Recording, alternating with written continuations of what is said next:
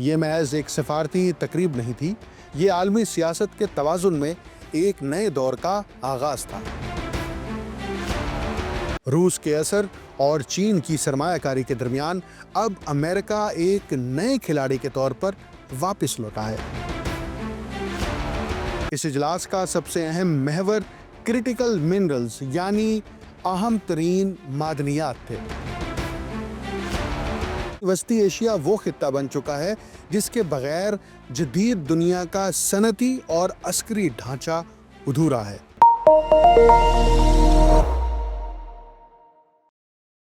آپ دیکھ رہے ہیں انٹولڈ سٹوری ود ڈاکٹر اکمل سومرو۔ دنیا کے طاقتور ترین ایوان یعنی وائٹ ہاؤس میں 6 نومبر کی شام کو ایک غیر معمولی اجلاس ہوا۔ امریکی صدر ڈونلڈ ٹرمپ نے وسطی ایشیا کے 5 ممالک قازقستان، کرغزستان، تاجکستان، ترکمانستان اور ازبکستان کے سربراہان مملکت کے ساتھ ایک الگ سے بیٹھک کی۔ یہ محض ایک سفارتی تقریب نہیں تھی، یہ عالمی سیاست کے توازن میں ایک نئے دور کا آغاز تھا۔ وہ خطہ یعنی سینٹرل ایشیا جو کبھی شاہراہ ریشم کے تاج سے سجا ہوا تھا، جہاں سے تجارت، تہذیب اور علم کی لہریں مشرق اور مغرب کو ملاتی تھیں، آج پھر عالمی طاقتوں کی توجہ کا مرکز بن چکا ہے۔ روس کے اثر اور چین کی سرمایہ کاری کے درمیان اب امریکہ ایک نئے کھلاڑی کے طور پر واپس لوٹا ہے، مگر اس بار امریکہ کی نظریں بندوقوں یا افواج پر نہیں بلکہ معدنیات، توانائی اور سپلائی چین کے تصویراتی کنٹرول پر مرکوز ہیں۔ یعنی اب امریکہ اسٹریٹجک پلاننگ کر رہا ہے۔ C5+1 ایک سفارتی اور اقتصادی فورم ہے جس میں سینٹرل ایشیا کے یہ 5 ممالک یا ریاستیں شامل ہیں، جو 2015 میں قائم کیا گیا تھا، جب امریکی صدر باراک اوباما کی انتظامیہ وسطی ایشیا میں اپنی موجودگی کو از سر نو متحرک کرنے کی کوشش کر رہی تھی۔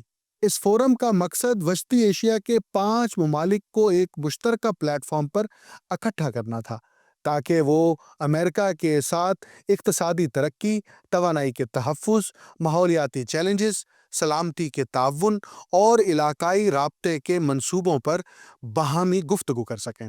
دراصل 2014 میں افغانستان سے امریکی فوجی انخلاء کے لیے واشنگٹن کے پیش نظر ایک سوال اہم تھا کہ وہ وسطی ایشیا میں اپنا اثر کیسے برقرار رکھے۔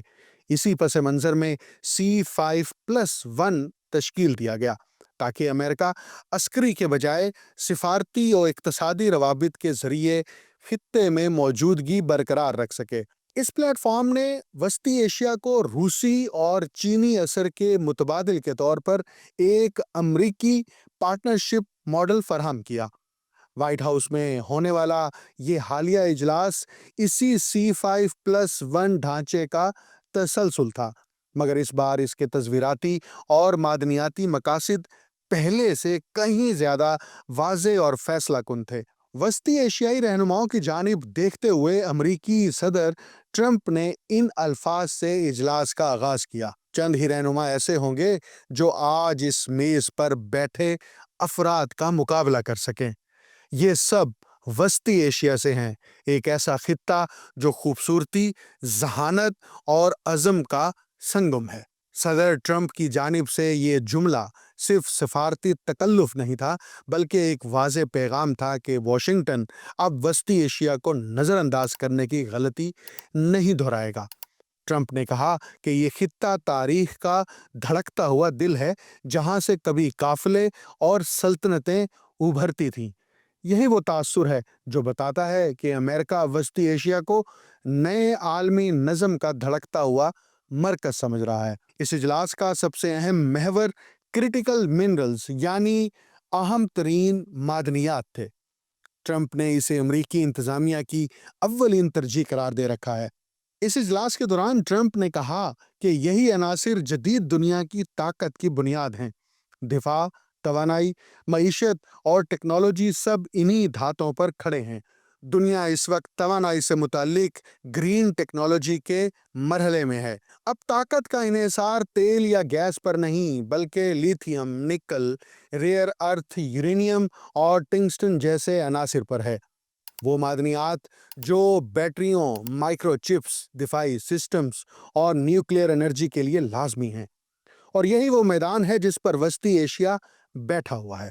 قازقستان اور ازبکستان دنیا کے سب سے بڑے یورینیم فراہم کنندگان میں شامل ہیں۔ قازقستان اکیلا عالمی پیداوار کا تقریباً 40% فراہم کرتا ہے۔ تاجکستان اینٹیمونی میں دنیا کا دوسرا بڑا سپلائر ہے، جو امریکی دفاعی صنعت کے لیے نہایت اہم ہے۔ یعنی وسطی ایشیا وہ خطہ بن چکا ہے جس کے بغیر جدید دنیا کا صنعتی اور عسکری ڈھانچہ ادھورا ہے۔ صدر ٹرمپ نے اس اجلاس میں واضح انداز میں کہا کہ امریکہ اپنی سپلائی چین کو متنوع اور محفوظ بنانا چاہتا ہے تاکہ وہ کسی ایک ملک خصوصاً چین پر انحصار کم کرے۔ چین نے گزشتہ ایک دہائی میں بیلٹ اینڈ روڈ انیشیٹو کے ذریعے وسطی ایشیا میں اربوں ڈالر کی سرمایہ کاری کی ہے۔ سڑکیں، ریل نیٹ ورک، بندرگاہیں اور توانائی کے منصوبے سب چین کے اثر کو مستحکم کر رہے ہیں۔ روس اب بھی ان ممالک کا بڑا تجارتی شراکت دار ہے، لیکن اب امریکہ ان دونوں طاقتوں کے درمیان ایک تیسری راہ تراشنے کی کوشش کر رہا ہے، جسے وہ ٹرمپ روٹ کہہ رہا ہے۔ ایک نیا اقتصادی اور امن کا راستہ جو بحر کیسپین کے پار وسطی ایشیا کو یوریشیائی معیشت سے جوڑے گا۔ یہ دراصل واشنگٹن کی نیو جیو اکنامک ڈپلومیسی ہے، یعنی عسکری مداخلت نہیں بلکہ اقتصادی اور معدنی شراکت کے ذریعے اثر و رسوخ کو قائم کرنا ہے۔ ٹرمپ نے اپنی تقریر میں ایک اہم نقطہ اجاگر کیا: امریکہ اپنی جوہری توانائی کا تقریباً 20% یورینیم روس سے درآمد کرتا ہے۔ یہ انحصار واشنگٹن کے لیے ایک اسٹریٹجک کمزوری ہے۔ قازقستان اور ازبکستان کی طرف جھکاؤ اسی کمزوری کو کم کرنے کی کوشش ہے۔ امریکی کمپنیاں اب ان ممالک میں کان کنی کے منصوبے شروع کر رہی ہیں۔ کو کیپٹل نے قازقستان میں ٹنگسٹن کی کان کنی کا منصوبہ شروع کر دیا ہے، اور امریکی فضائی کمپنی بوئنگ قازقستان، تاجکستان اور ازبکستان کو 37 نئے طیارے فراہم کرے گی۔ یہ اقدامات ظاہر کرتے ہیں کہ امریکہ وسطی ایشیا میں صرف سیاسی اثر نہیں بلکہ اقتصادی اور صنعتی جڑیں مضبوط کر رہا ہے۔ یہ پیش رفت دراصل امریکی پالیسی میں ایک بنیادی تبدیلی کا مظہر ہے۔ گزشتہ 2 دہائیوں میں واشنگٹن نے مشرق وسطیٰ اور ایشیا میں جنگوں، مداخلتوں اور عسکری اڈوں کے ذریعے اپنا اثر قائم کرنے کی کوشش کی تھی۔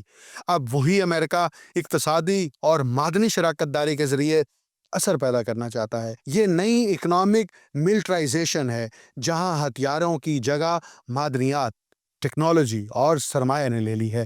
وسطی ایشیا اب اس نئے ہتھیار کا مرکز ہے۔ قازقستان کے صدر قاسم جومارت نے اپنے خطاب میں کہا کہ یہ اجلاس امریکہ اور وسطی ایشیا کے تعلقات کے نئے باب کی شروعات ہے۔ انہوں نے بتایا کہ قازقستان میں اس وقت 600 سے زائد امریکی کمپنیاں کام کر رہی ہیں، جبکہ امریکی سرمایہ کاری 100 ارب ڈالر سے تجاوز کر چکی ہے۔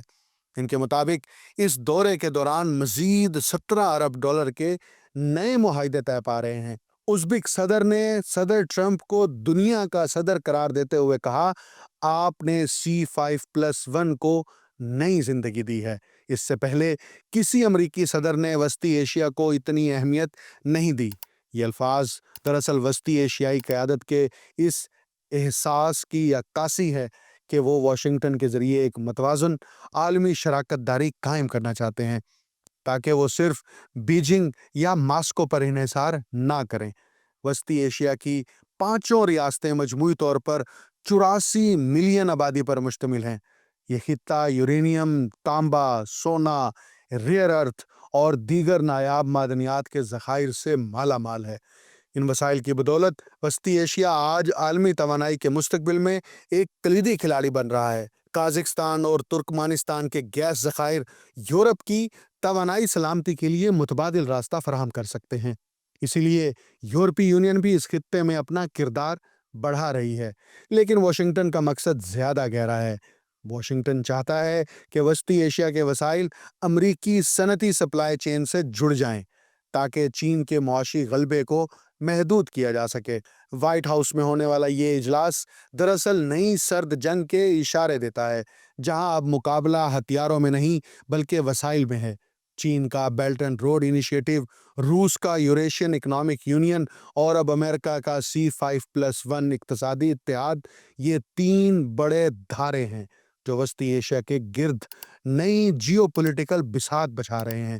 واشنگٹن کے مبصرین کے مطابق یہ اجلاس ایک نئے اقتصادی اتحاد کی بنیاد ہے، ایسا اتحاد جو امریکہ کو یوریشیا میں دوبارہ داخل کرنے کا راستہ فراہم کرے گا۔